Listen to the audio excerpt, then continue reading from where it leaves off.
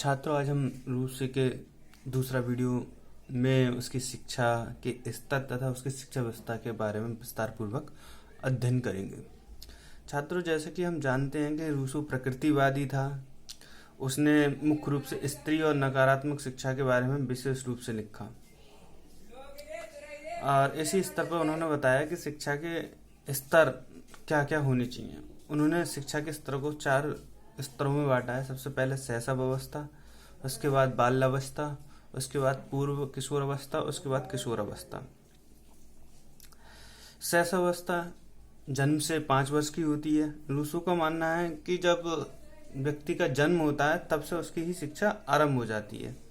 इसलिए शैशव अवस्था में वो कहता है कि बच्चे में एक आदत विकसित करनी चाहिए कि वह किसी भी आदत का नहीं हो।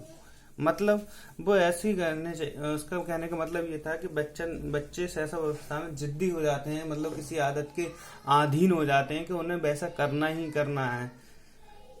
तो वो कहता है कि बच्चों को किसी की आदत का आदी नहीं होना चाहिए।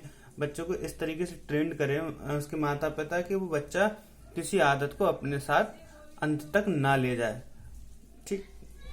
बाल्यावस्था, बाल्यावस्था में उसने क्या कहा है, इस काल में वे पाठ्य पुस्तक के उपयोग का विरोध करता है। इस काल में छात्रों का निरीक्षण व अनुभव कराकर शिक्षा दी जानी चाहिए। इस काल में नैतिक शिक्षा, खेलकूद की शिक्षा व व्यायाम शिक्षा दी जानी चाहिए। कहने का तात्पर्य है बाल्यावस्था में हमें जो पाठ्य पुस्तक है, मतलब पाठ्य पुस्तक की ज्ञान है, उससे दूर रखता है। वो कहता है केवल अनुभव के द्वारा सीखना चाहिए। बच्चों को निरीक्षण कराना चाहिए, अवलोकन करना सिखाना चाहिए और नैतिक शिक्षा दी जानी चाहिए और खेलकूद की शिक्षा दी जानी चाहिए और शरीर को स्वस्थ रखने के लिए व्यायाम शिक्षा दी जानी चाहिए।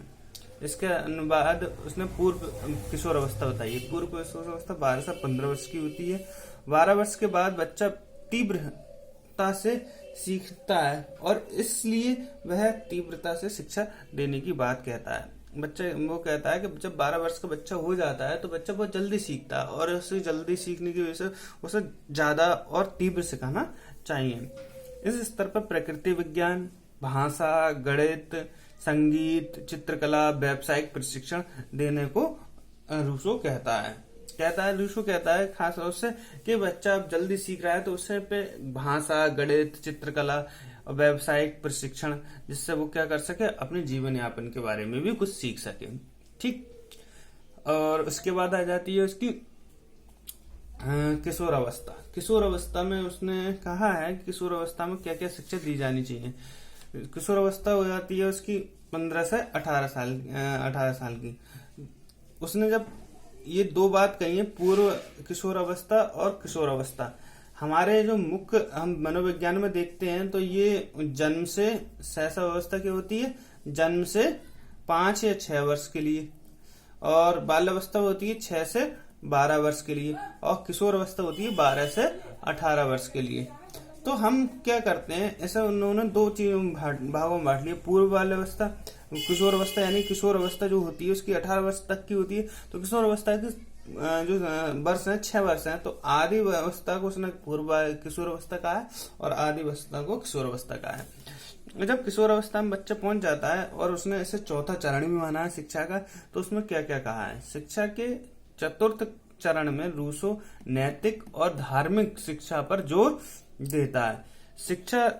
नैतिक शिक्षा भी वास्तविक अनुभव के द्वारा होनी चाहिए। ये नहीं है कि नैतिक शिक्षा कैसी हो कि हमें उसे ओरल कुछ चीज सिखानी, मोरलिटी सिखानी नहीं है, मगर उसे वास्तविकता में अनुभव कराना चाहिए नैतिक शिक्षा कैसी हो। जैसे हमें ये नहीं करना चाहिए कि दूसरों की सहायता करनी चाहिए। उसने ये नहीं कहा है कि प्रवचन के रूप में उसे बोल दो कि भाई नैतिक शिक्षा है। नैतिक शिक्षा में क्या बताते हैं, मोरलिटी में बताते हैं कि दूसरों की सहायता करो, प्यासे को पानी दोगे, भूखे को खाना दोगे तो अच्छा होगा।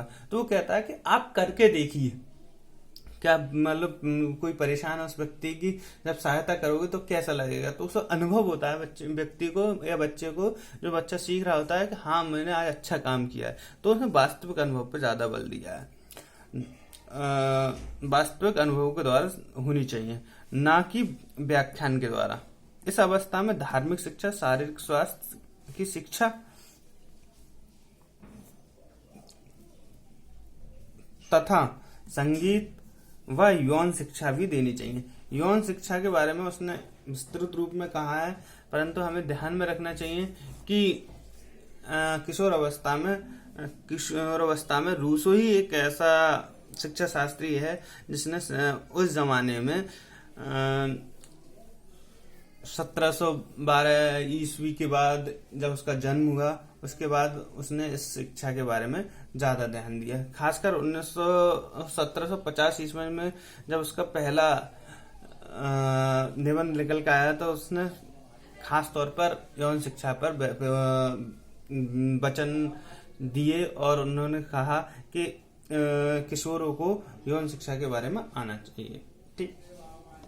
और रूसो की शिक्षा व्यवस्था क्या होनी चाहिए, मैंने वही चीज बताई है कि शिक्षा व्यवस्था में हमें 6 चीजों का अध्ययन करना पड़ता है: पाठ्यक्रम, शिक्षण विधि, शिक्षक, छात्र, विद्यालय और अनुशासन।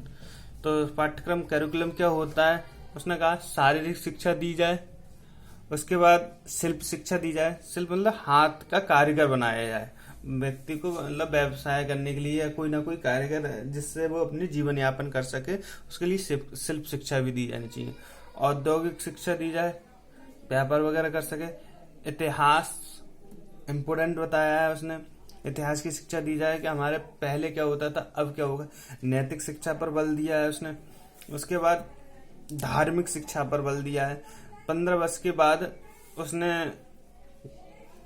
धार्मिक शिक्षा के बारे में बताया है कि जब व्यक्ति 15 वर्ष का हो जाए तो उसे धार्मिक शिक्षा दी जाएगी। उसके 2 कैरेक्टर थे, एमिल और सोफिया।